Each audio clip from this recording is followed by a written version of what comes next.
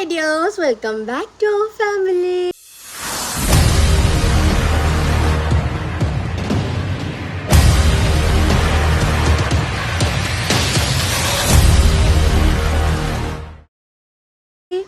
ഇപ്പം ഒരു ബസന്തി ലുക്കൊക്കെ ഉണ്ടല്ലേ. ഉറക്കം എണീറ്റേ ഉള്ളൂ കേട്ടോ. അതാ ഉറക്കം എണീറ്റല്ല, ഞാൻ രാവിലെ എണീറ്റു. ഞാൻ 5:രയൊക്കെ ആയപ്പോഴത്തേന് എണീറ്റു. എൻ്റെ പിറ്റയാണ്. സോ രാവിലെ ഉറക്കം എണീറ്റു, ഫ്രഷായി, കുറച്ച് നേരം ഫോണിലൊക്കെ കളിച്ചുകൊണ്ടിരുന്നു. ഒരു 6:30ഒക്കെ ആയപ്പോഴത്തേന് കാശ് ബേബി എണീറ്റു. പിന്നെ മോൻ ടോയ്ലറ്റിൽ പോയി. അപ്പോൾ വാവനെ കൊണ്ട് ഫ്രഷാക്കി. എന്നിട്ട് ഞാനും ബേബിയും കൂടെ കുറച്ച് നേരം കളിച്ചതിന് ശേഷം ഇപ്പം എനിക്ക് ഫ്രഷ് ആവാനുള്ള ടൈമായി. സോ ഞാൻ ബേബിയെ കൊണ്ട് ചേട്ടത്തിൻ്റെ അടുത്ത് ഏൽപ്പിച്ചിട്ട് ഞാൻ ഫ്രഷ് ആവാൻ വന്നതാണ്. അപ്പം ഞാൻ വിചാരിച്ചു, ആരാണ്ട് ഇന്നലെ കമൻറ്റ് ചെയ്തേക്കുന്നുണ്ടോ ചേച്ചിയുടെ ഡേ ഇൻ മൈ ലൈഫ് ചെയ്യാൻ പോകുന്നു. എനിക്ക് സത്യം പറഞ്ഞു കഴിഞ്ഞാൽ ഭയങ്കര മടിയാണ് കേട്ടോ, ഫുൾ ടൈം വീഡിയോ എടുത്തുകൊണ്ടിരിക്കാൻ വേണ്ടിയിട്ട്. അതാണ് ചെയ്യാണ്ടിരിക്കുന്നത്. ഒരു ഹാഫ് ഡേ അല്ലെങ്കിൽ ഈവനിങ് മോർണിംഗ് ഒക്കെ ആക്കിയിട്ട് നിർത്തുന്നത്.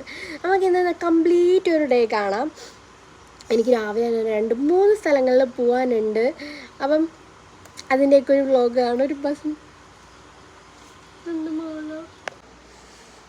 അങ്ങനെ ഞാൻ ഫ്രഷ് ആയിട്ടുണ്ട്.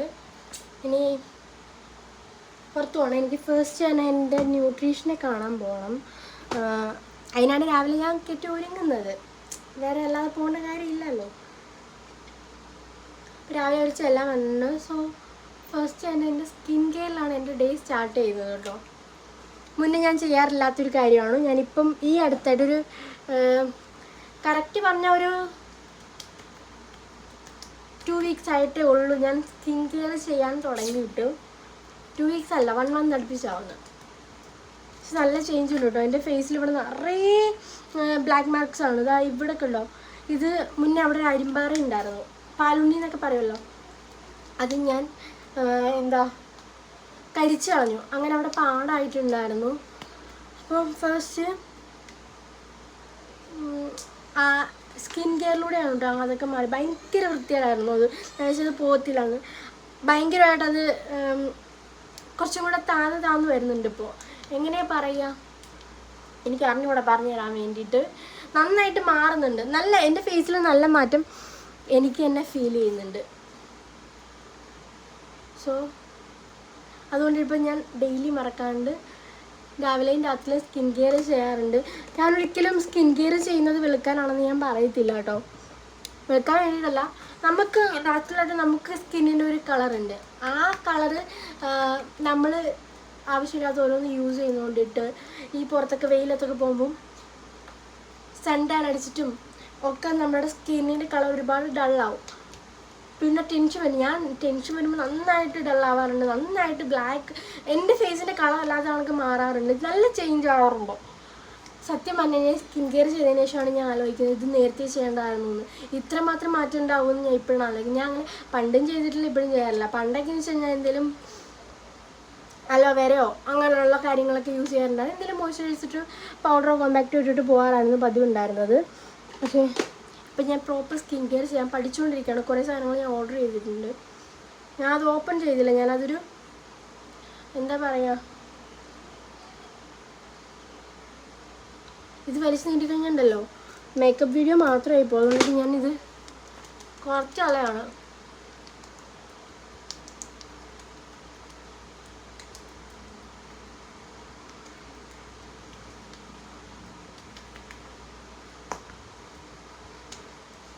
ബാലൻസ് ഉള്ളതിന് ഞാൻ കയ്യിൽ പുരട്ടി വെക്കാറുണ്ട്. ഇത് സൺസ്ക്രീനാണ് കേട്ടോ. ഇതൊന്നും ഞാൻ ഉപയോഗിക്കാറില്ലായിരുന്നു. ഇപ്പം ഈ അടുത്ത് തുടങ്ങിയ പരിപാടിയാണ് ഇതൊക്കെ ഉപയോഗിച്ചതിന് ശേഷമാണ് ഇതിൻ്റെയൊക്കെ യൂസേജ് എന്തൊക്കെയാണ് എന്നുള്ള കാര്യങ്ങളൊക്കെ സത്യം പറഞ്ഞാൽ എനിക്ക് മനസ്സിലാവുന്നത്. മുന്നേ എന്തുമാത്രം ഞാൻ എൻ്റെ സ്കിന്നിനെ ശ്രദ്ധിക്കാതിട്ട് എൻ്റെ സ്കിൻ എന്തുമാത്രം നാശമായിട്ടുണ്ടെന്ന് ഇപ്പോഴാണ് ഞാൻ തിരിച്ചറിയുന്നത്.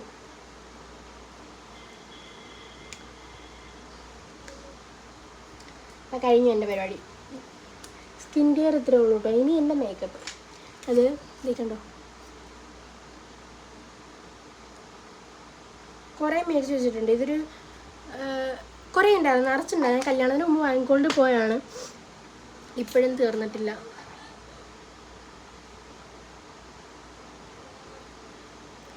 പൊട്ടിട്ടു. ഐറ്റംസ്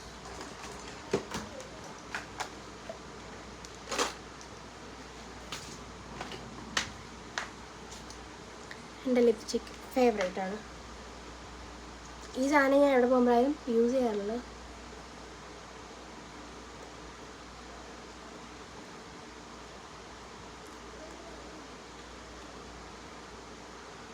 ഭയങ്കര മേക്കപ്പാണ് കുട്ടിയാണ് എന്ന് പറയുന്നത്.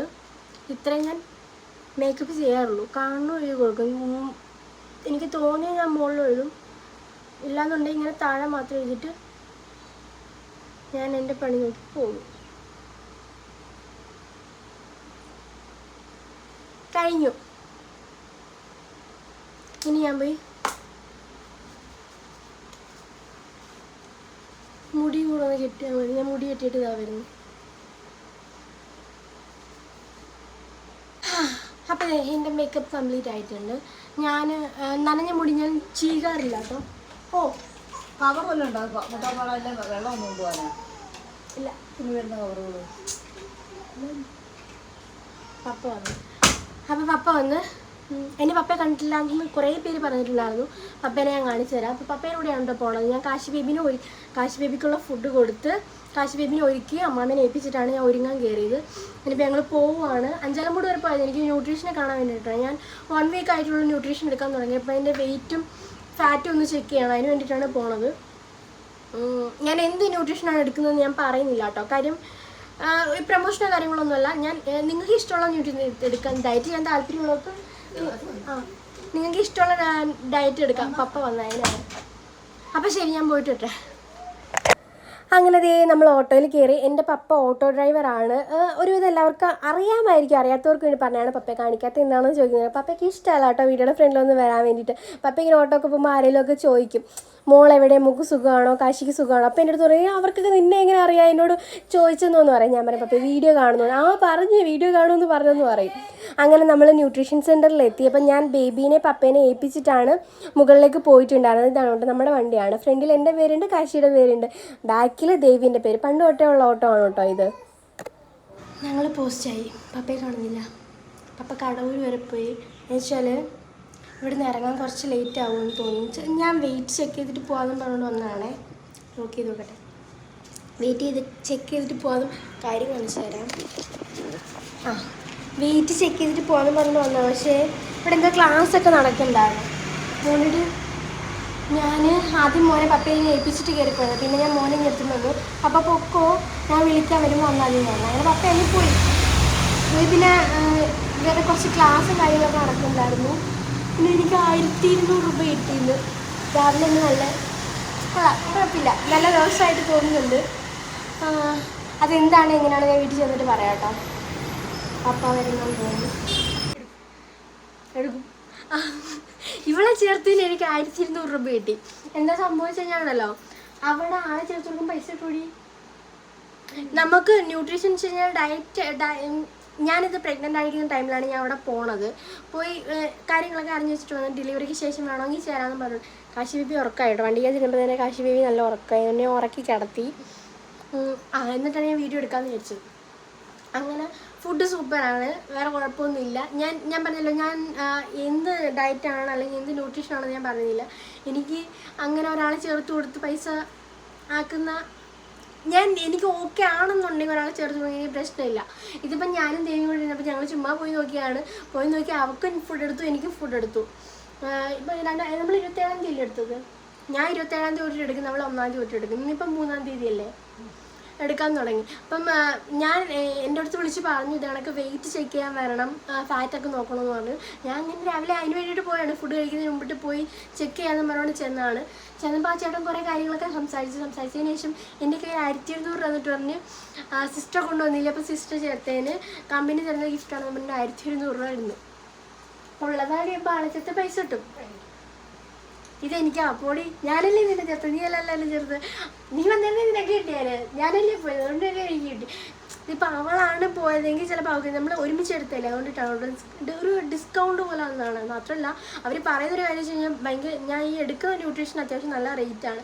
ഇപ്പം നിങ്ങളൊരാളെ ചേർത്ത് കൊടുക്കും, കമ്പനി അവരുടെ ഒരു ഹാപ്പിനെസ്സിന് വേണ്ടിയിട്ട് 1200 രൂപ എന്തോ ആണ് ഒരാളെ പിടിച്ചു കൊടുക്കുന്നതിന് കമ്മീഷൻ. പിടിച്ചു കൊടുക്കുന്നതല്ല, നല്ലതാണ് എന്നുണ്ടെങ്കിൽ ഞാൻ നിങ്ങളോട് പറയാം ഏതാണ് എന്ന്. ഞാനിപ്പോൾ എടുക്കുന്നുണ്ട്.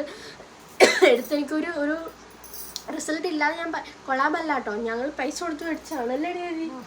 കൊളാബിന് വേണ്ടിയിട്ടല്ല, എനിക്ക് തന്നെ തോന്നി എനിക്കൊരു ഡയറ്റ് വേണം, ഒരു ഡയറ്റീഷ്യനെ വെച്ചിട്ട് എനിക്ക് ചെയ്യണം, അല്ലെങ്കിൽ ന്യൂട്രീഷനെ വെച്ചിട്ട് എടുക്കണമെന്നുണ്ടായിരുന്നു. ബിക്കോസ് ബേബിക്ക് പാല് കൊടുക്കുന്നതുകൊണ്ട് തന്നെ, ഫീഡ് ചെയ്യുന്നതുകൊണ്ടിട്ട് തന്നെ പ്രോട്ടീനൊന്നും കുറയാനും പാടില്ല, എന്നാൽ എനിക്ക് വെയിറ്റ് കുറയ്ക്കാൻ വേണം. അങ്ങനെയാണ് ഞാൻ പോയി ഒരു ന്യൂട്രീഷനെ കാണുന്നതും ജോയിൻ ചെയ്യുന്നതും. എനിക്ക് ഓക്കെ ആണെന്നുണ്ടെങ്കിൽ ഞാൻ പറയാം, അതുവരെ ഞാൻ പറയുന്നില്ല. എന്തായാലും ഞാൻ ഡയറ്റ് എടുത്തുകൊണ്ടിരിക്കുകയാണ്, ഇപ്പോൾ 1 വീക്ക് ആവുന്നുണ്ട്. റിസൾട്ട് ഉണ്ട് കേട്ടോ, ചെന്ന് നോക്കി റിസൾട്ട് ഉണ്ട്. ഇനിയിപ്പോൾ കുറച്ച് ദിവസം കഴിഞ്ഞിട്ട് ഞാൻ പറയാം, എന്തെങ്കിലും ഉണ്ടെന്നുണ്ടെങ്കിൽ ഞാൻ പറയാം. പിന്നെ നിങ്ങൾ ആരെങ്കിലും ചെയ്യുകയാണെന്നുണ്ടെങ്കിൽ എനിക്ക് പൈസ കിട്ടും, നിങ്ങൾക്ക് ആർക്കെങ്കിലും ചെയ്യാൻ താല്പര്യം പറഞ്ഞാൽ മതി, ഞാൻ ഓക്കെ ആണെന്നുണ്ടെങ്കിൽ ഞാൻ പറയാം. അന്നേരം ചെയ്യാൻ താല്പര്യം പറഞ്ഞാൽ മതി, ഞാൻ കോൺടാക്ട് ഡീറ്റെയിൽസ് ഒക്കെ തരാം കേട്ടോ. അപ്പോൾ ഇത്രയേ ഉള്ളൂ. പിന്നെ ബാക്കി കാര്യങ്ങളൊക്കെ എന്താ, ബാക്കി കാര്യങ്ങൾ വഴിയെ കാണാം. ബേബിനെ ഉറക്കി കിടത്തി, ഇനിയിപ്പോൾ ഫുഡൊന്നും എടുക്കാനില്ല, ഇനി വെള്ളം നിറയെ വെള്ളം കുടിക്കണം. പിന്നെ പപ്പയുടെ ആരാണ്ട് വിളിച്ച് പറഞ്ഞു, പപ്പ കൊല്ലത്തങ്ങോട്ട് വരുമ്പോൾ പപ്പയെ ആരാണ്ട് ഇതളവിൽ കണ്ടായിരുന്നു, ഡെയിലി 250 രൂപ പപ്പ ചേർന്നില്ല എന്ന് പറഞ്ഞു. മോളവിടെ കലക്കി വെച്ചാൽ ഞാൻ വന്ന് ഡെയിലി കുടിച്ചോളാം. ഞാൻ ഒരു ബോട്ടിൽ മേടിച്ചത്, ഒരു ബോട്ടിനകത്താണ്ട് 24 ദിവസം ഇങ്ങനെ കഴിക്കാൻ പറ്റത്തുള്ളൂ, നീ കഴിക്കുന്നില്ല ഉണ്ട് എനിക്കും കൂടെ എടുത്ത് വെച്ചാൽ ഞാൻ വന്ന് കഴിച്ചോളാം എന്ന് പറഞ്ഞു. അപ്പോൾ എന്താ, അപ്പോൾ എത്തുള്ളൂ, ബാക്കി കാര്യങ്ങൾ നമ്മൾ വഴിയെ കാണാം. ഞാനമ്മ with my babies. Kashi baby ഉറക്കം എണീറ്റ്, സാനിക്കുട്ടി കളിക്കാൻ വന്ന്, പിള്ളേരുടെ ഉള്ളിൽ ഇനിയിപ്പോൾ കുറച്ച് നേരം കളിക്കും. ഇതൊക്കെയാണ് എൻ്റെ ദിവസം പോകുന്നത്. അപ്പം ഇങ്ങനെയൊക്കെയാണ് സോറി എൻ്റെ ഒരു ഡേ പോകുന്നത്. ഈ പിള്ളേരുള്ളതുകൊണ്ടിട്ട് സമയം പോണ തീരെ നമ്മളറിയില്ല. ഇപ്പോഴേ 11:10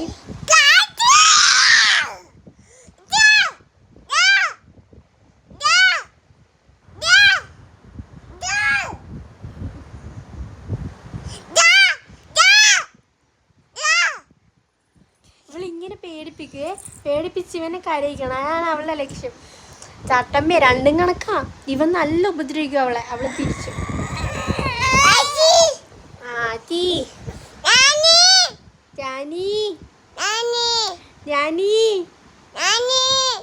ജാനി എന്നാ വിളിക്കുന്നത്, ജാനിയുടെ പേര്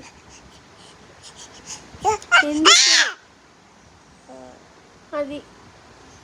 ഇനി പിള്ളേർക്കുള്ള ജാനി കുറുക്ക് കുടിച്ചു. കാശിക്കുട്ടിന് ഒരു ദോശയും കൂടെ ഇഡ്ഡലിയും കൂടെ കൊടുക്കണം. പിന്നെ ഒരു 10-12 മണിയാകുമ്പോഴത്തേനും എനിക്കൊന്ന് പുറത്ത് പോകാനുണ്ട്. കാശി കൊണ്ടുപോകില്ല കേട്ടോ, ബിക്കോസ് ഞാൻ തന്നെ ഡ്രൈവ് ചെയ്യുന്നതുകൊണ്ടിട്ട് കാശി കൊണ്ടുപോകാനുള്ള കോൺഫിഡൻസ് എനിക്കില്ല. കാശി നോക്കാനും ആളില്ല, അതുകൊണ്ടിട്ട് ഞാൻ തന്നെയാണ് പോണത്.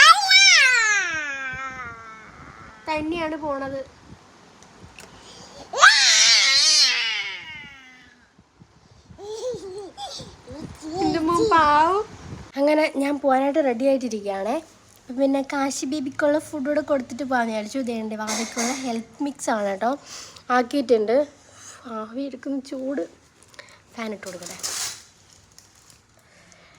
അപ്പം ആളെ കഴിച്ചോളൂ കേട്ടോ. ഇത് ബനാനയും പിന്നെ ഹെൽത്ത് മിക്സും കാര്യങ്ങളും എല്ലാം കൂടിയിട്ട് മിക്സ് ചെയ്തിട്ടുള്ളതാണ്. അത്യാവശ്യം നല്ലതാണ്, മോൻ കഴിക്കും, അതുകൊണ്ടിട്ട് ആക്കിയെടുത്താണ്. പിന്നെ വേറെന്താ, ഇനിയിപ്പം ഞാൻ പോയിട്ട് വന്നിട്ട് ബാക്കി കാര്യങ്ങളൊക്കെ കാണിച്ചിട്ട് വാവയ്ക്കുള്ള ഫുഡ് കൊടുക്കട്ടെ. ഇത് ബനാനയും ഹെൽത്ത് മിക്സും അങ്ങനെ കുറേ ഐറ്റം നട്ട്സും ഒക്കെ ചേർത്തിട്ട് ഞാൻ മിക്സ് ചെയ്ത ഐറ്റമാണ്. ഞാൻ ഓരോ ദിവസവും ഓരോ വെറൈറ്റി ഇത് കണക്ക് ട്രൈ ചെയ്യാറുണ്ട്. കാര്യം കാശി ബേബി ഭയങ്കര പാടാണ് കേട്ടോ, ഒരു ഐറ്റം തന്നെ സ്ഥിരമായി കൊടുത്തോണ്ടിരുന്നാൽ കഴിക്കില്ല, അല്ലെങ്കിൽ കഴിക്കാൻ ഭയങ്കര ബുദ്ധിമുട്ടാണ്. അങ്ങനെ ഞാൻ പോയിട്ട് വന്ന് വീടെത്താറായി. കാശി എന്തായാലും ഞാൻ ഇങ്ങനെ ഒറ്റയ്ക്ക് പുറത്തേക്ക് പോകുമ്പോൾ കാശിനെ വീട്ടിലേൽപ്പിച്ചിട്ടാണ് പോണത്. ഇന്ന് അനിയത്തി ഏൽപ്പിച്ചിട്ടാണ് പോയത്. എന്തോ ആയി കാണുമോ എന്തോ രണ്ടും കൂടെ. അങ്ങനെ ഇതെൻ്റെ എനർജി ഡ്രിങ്ക് ആണേ, ഇത് ജിഞ്ചർ ഫ്ലേവറാണ്. ഡെയിലി ഒരു 4 ടൈംസ് ഞാൻ കുടിക്കാറുണ്ട്. മോൻ്റെ അടുത്തോട്ട് പോയില്ല, ഇതോടെ കുടിച്ചിട്ട് പോകാൻ വിചാരിച്ചു. ഇത് കുടിച്ചിട്ട് 1/2 മണിക്കൂർ കഴിഞ്ഞിട്ട് ഫുഡ് കഴിക്കത്തുള്ളൂ. ഇത് സെറ്റായി കഴിഞ്ഞ് ഇപ്പോൾ 1 മണിയായി. 1:30 ആകുമ്പോഴത്തേനും എനിക്ക് ഫുഡ് കഴിക്കുകയും ചെയ്യാം. അത് കഴിഞ്ഞിട്ട് കാശിക്ക് ഞാൻ 11:30-ക്കായിരുന്നു ഫുഡ് കൊടുത്തത്. അപ്പോൾ അത് കഴിഞ്ഞിട്ട്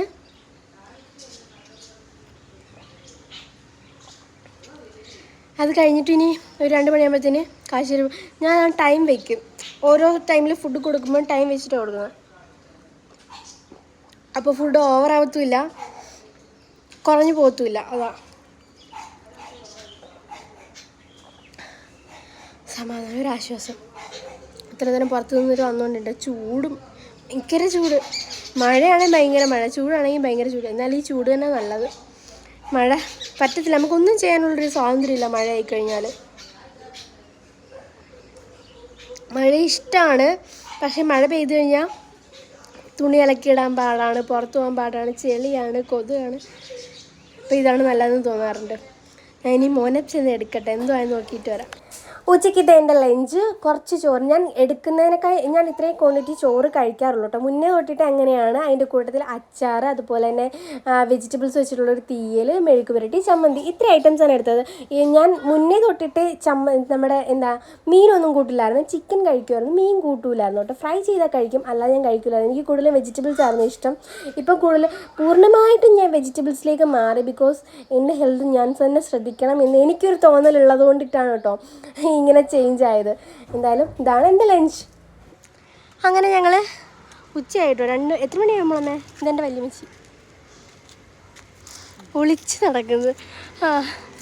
ഞാൻ കുഞ്ഞമ്മയുടെ മോളുടെ വീട്ടിലോട്ട് പോവുക. എനിക്ക് ഈ വേയിങ് മെഷീൻ അവളെ ഏൽപ്പിക്കണം. അവളിന്ന് ഇന്തോനേഷ്യയിൽ പോവുക.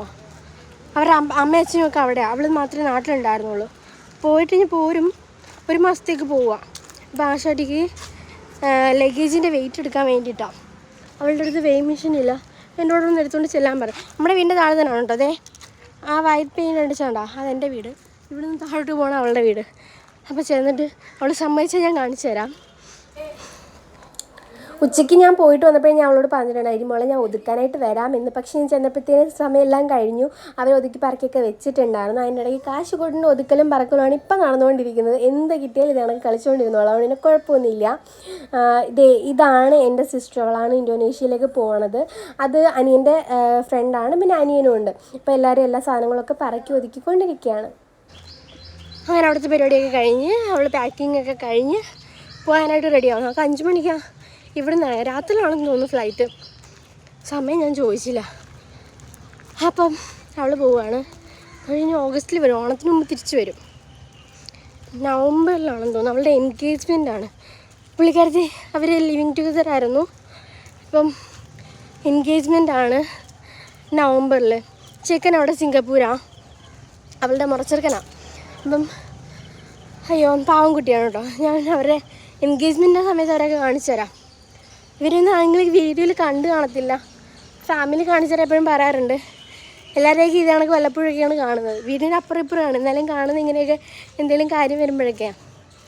എന്തായാലും നമുക്ക് ബാക്കി വിശേഷങ്ങൾ കാണാം. ഞാൻ വീട്ടിലെത്തി.